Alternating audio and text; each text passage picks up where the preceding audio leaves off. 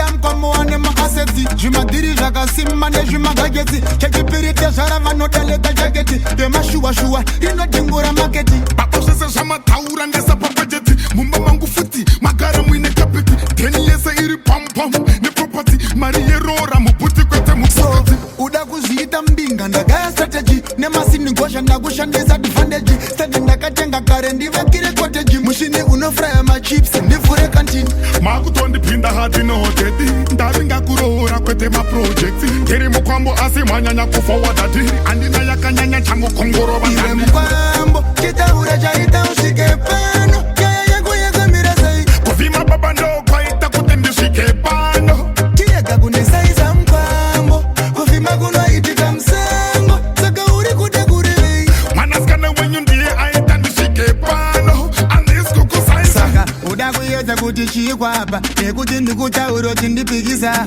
Unofanira kuziva kuti ndini baba Mwana wangu wandisi kuzomuchipisa Kwete baba makuzonyanya kutipisa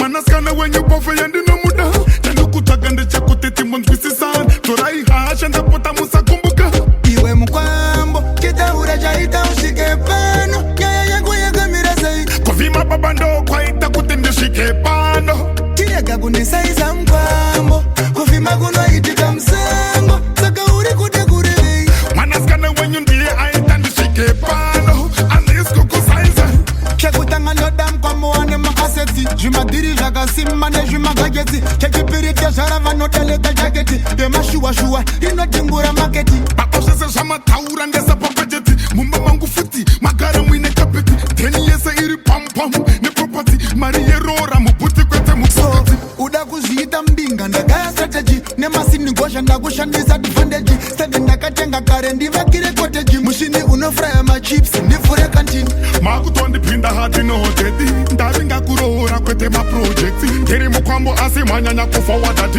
Andina yakanyanya changu kongoro Iwe batani mkwambo